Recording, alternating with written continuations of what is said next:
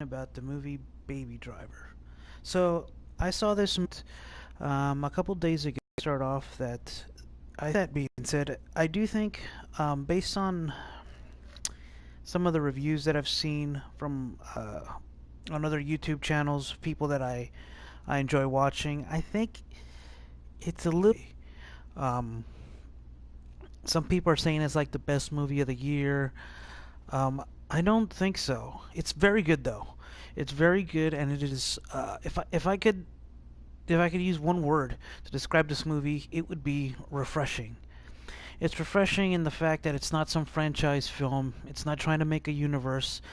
And although it is a heist film, it's done in a way that is very, very original. Um, I heard somebody else, I think like the Real Rejects or somebody called it, compared it to Drive, which it's nothing like Drive. The only thing it's the same is you've got a guy who's a wheelman for heists, and that's it. Um, so this movie's directed by Edgar Wright, and Edgar Wright, much like this movie, I like Edgar Wright. I like I could tell okay, so a lot of my favorite directors are all directors that when you see their movie, you know you could see their style. It comes across uh, on the big screen. Like Quentin Tarantino, my favorite director. He's got a very specific style. You can tell you're watching a Tarantino film. Edgar Wright is another one of those. Um, and I love that, and I respect that. But the thing about Edgar Wright is I can recognize that. It's just his style is not of my personal taste. That movie about the guy Scott Pilgrim versus the World. I actually did not like that movie that much, just because it reminded me too much of like kind of like the Japanese like anime kind of stuff, and I don't like any of that stuff. I don't like manga. I don't like any of that Power Rangers stuff. I'm just not a fan. Um, Shaun of the Dead, I know, is kind of the one that put him on the map. I actually never saw that movie. I never saw Hot Fuzz, although I wanted to see it because I thought it looked funny, but I never got around to seeing it.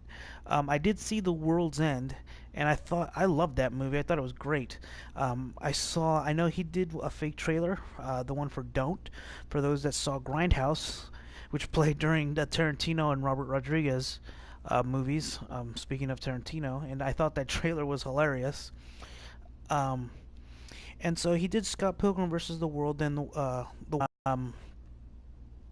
and yeah, this movie is very unique. I like what he did. He did this thing with the music, which even while I was watching it, I thought, man, this took a lot of pre-planning, and he had to write this in such a way that it would work ahead of time. So all the music in this movie and the score and whatnot, it was all planned out very early on. And that's because there are scenes where the characters are singing the song. You can see them clearly singing the song, and then they bring in the song afterwards. And also there are scenes where he's going through his iPod, and he is basically the main character, Baby. That's his name. That's where Baby Driver comes from. His name's Baby that he goes by. Um, he's basically playing all the music. He's listening to his headphones, and that made it really relatable to me because I am one of those guys, and I probably shouldn't do that. But even at work, I walk around with my headphones on everywhere. Every time I leave my desk, I got my iPod. Going to the drinking fountain, whatever, I got my iPod in. Um, and now being in Florida, it's odd. I hardly see that at all. Um, I've been here not too long, but I can already tell I see very few people walking around with headphones in. I feel like that's more of a, I don't know, California thing. Maybe it's something to do with more kind of a leftist worldview, right? Where we talk about how we want to be inclusive, yet we're more alienated, just kind of in our offering our own world, even though we're surrounded by people. Anyway, it's so this guy Baby Driver somehow he owes money to this one boss who's putting together these heists. I don't know what he did. I guess it doesn't really matter. but he's basically doing these driving jobs for him until he pays off whatever his debt was. I think it had to do with the Oh, I remember now. It was a Mercedes or something that had merchandise in it that was worth, I don't know, X amount of dollars. So he's doing all this stuff. He's got an interesting backstory where his parents both died. His dad was abusive to his mother, and he hurt his ears in a car accident. Both of his parents were fighting, and they wrecked the car and both died. So he lost his hearing in that accident and both of his parents. So then he was raised by a deaf foster dad that he still lives with. Um, so he's got an interesting backstory, and there's a lot of really good actors in this. They got John Bernthal, who played the Punisher, and he was in The Walking Dead. He has a really short role, and I was surprised Jamie Foxx was in this. I didn't know he was in it. Kevin Spacey is in it as the guy that he does the jobs for. Uh, there were a lot of. I was really surprised. I didn't. I've kind of changed my approach towards trailers, and I didn't need to see any trailers. I just went off the word of a lot of these reviewers, whose opinion I really happen to respect. Uh, and yeah, I was not disappointed. It is a good movie. I would recommend going to see it. Um, Edgar Wright does a really good job of letting you know, like thinking spatially and letting you know where everybody is in relation to everything else. There are some really really cool driving scenes, and I seriously doubt there was any CGI. I think those were all real stunts, and man, some of that driving action was really really cool. Um, yeah, he'll bring in these little characters. Like at one point, there's this guy. It looks like a military vet or something. He's got a bunch of guns in the car. At one point, he even pulls out an MP5 and starts unloading on him, trying to stop the heist. And yeah, there's just these little characters like that, and like they're there for a little bit. You wonder if it's going to go in one direction because he saw his face. He's like, I saw these guys, and he made eye contact with them, but it kind of never, I'm kind of going into spoilers, so I guess spoilers, but it never, he just sort of says that it doesn't go anywhere. But I mean, I was like, oh, they did a little bit more with that guy. They didn't need to show him on the news saying, yeah, I saw these four men, and uh, like, okay, so after he's done a couple heists, he's gonna be out of the game. He's pretty much paid back, uh, paid back the Kevin Spacey character, and then he meets this waitress, which is this girl who was in Cinderella. I can't remember her name, but man, she epitomizes the whole. Lily James is her name. She plays this girl Deborah, and yeah, man, she totally has this girl next door kind of look. She was great in the film, and while I'm on actors, so Ansel Egert is his name, and the first time I saw this guy was in a movie called The Fault in Our Stars. I'd never seen him before.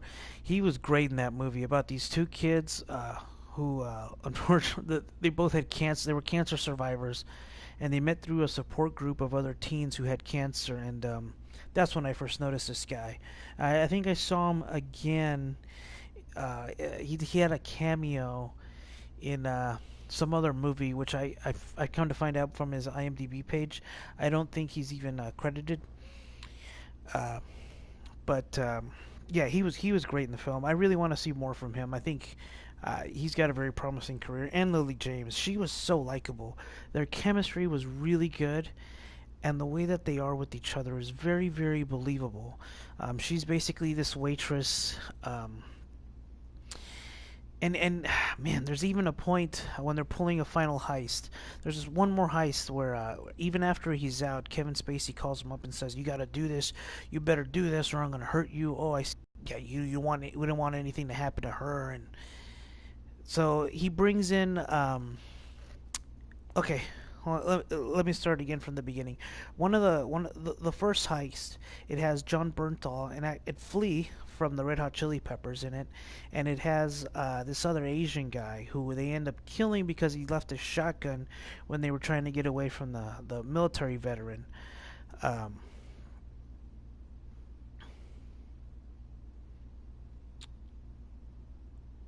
Yeah, they were trying to get away from the military veteran, and that was the last job. Uh, that one, no, John Berthal was not in that one. That one had Jamie Foxx in it, and Jamie Foxx was the guy who you first start to see after he shoots the Asian guy for leaving his shotgun. That he's kind of a lunatic.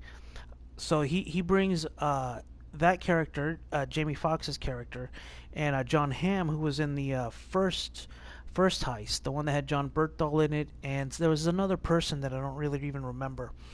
But they bring those three together. It's John Hamm, uh, Jamie Foxx, and this girl who plays the actress name is Ezra Gonzalez.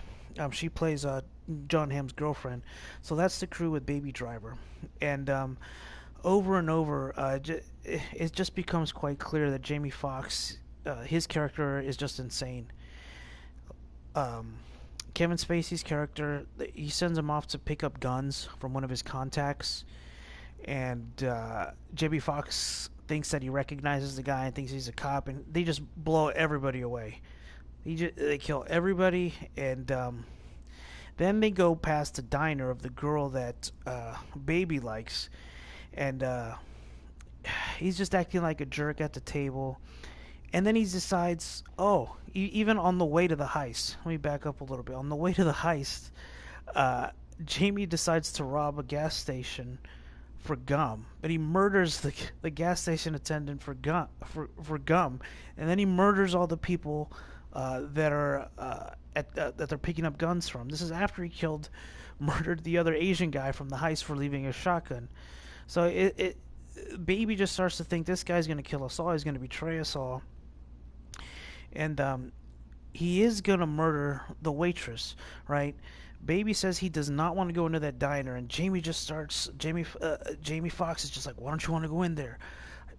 And oh my god, it just turns into this really intense exchange, which is directed really well. That direction, that tension that you feel, where we all know that that's the diner that Baby's girlfriend works at. And he's like, I don't want to go in there. And he's like, well, why don't you want to go in there? And he's like, well, now I definitely want to go in there because you really don't want to go in there. And at one point, Jamie gets up. He's like, do you know this waitress? And Baby's just playing it cool. He's trying to act like he doesn't know her. And she's really smart about it, too. Because she knows that he's a driver, but he's been kind of mysterious um, about his job. He doesn't elaborate a lot. And she's really sharp and picks up on it quick.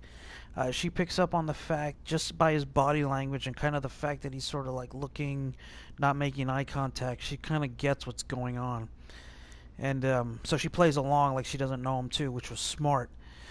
And I really like that because sometimes in movies like this, a character like hers, you could make her so stupid and be like, "Oh hey ha," and then like, oh my god. Then at that point, the audience would have just been like, oh my gosh, she just gave the whole thing away, and it could have gone in that different direction.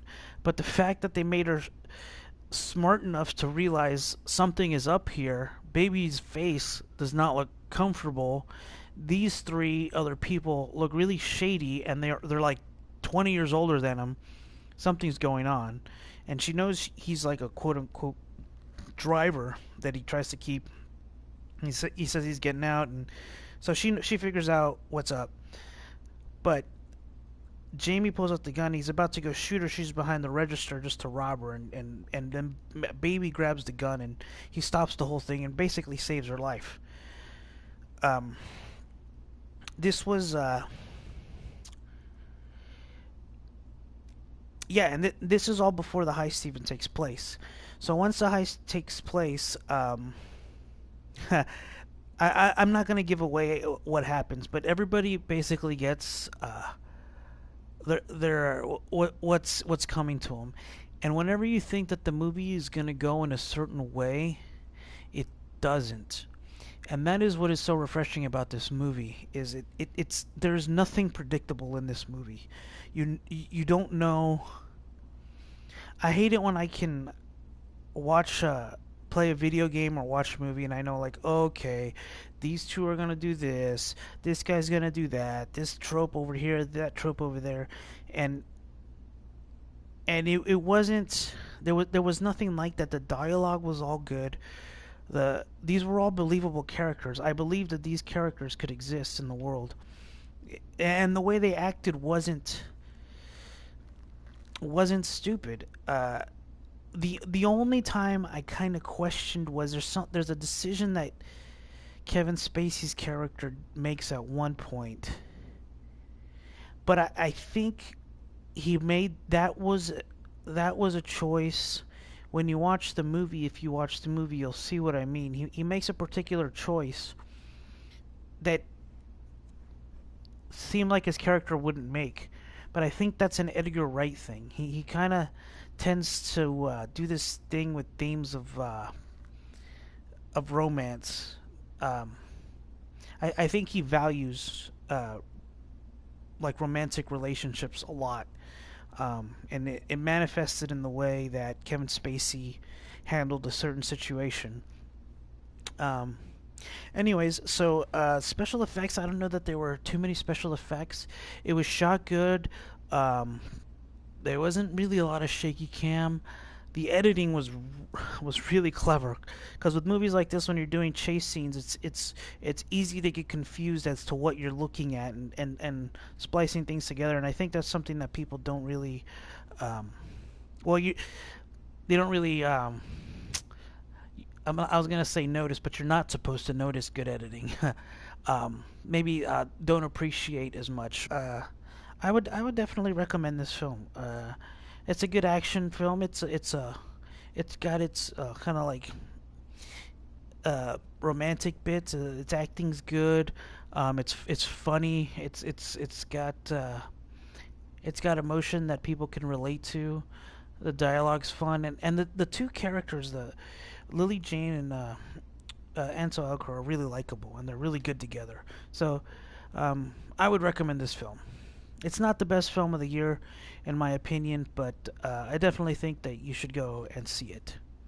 So I'm going to sum up my review, and overall, on the Star Strider scale, 50 being average. I know I've said 5 accidentally before, but 50 being average. Uh, I would give this movie a 78. So that's well above average. It's not my favorite movie of the year or the summer, but it's a really good movie. And I really hope we get more movies like this that are very original. They're not trying to take a property or be a franchise or build a universe. It's just a very original film, you know. And again, we've seen heist movies, but I've never seen anything like this, and I never knew what was going to happen. I was never bored. I thought it was cool. I liked the music. I liked everything was really good, and it's good to see Flea acting again from the Red Hot Chili Peppers. So, yeah, that's it. And thanks for watching. Like and subscribe.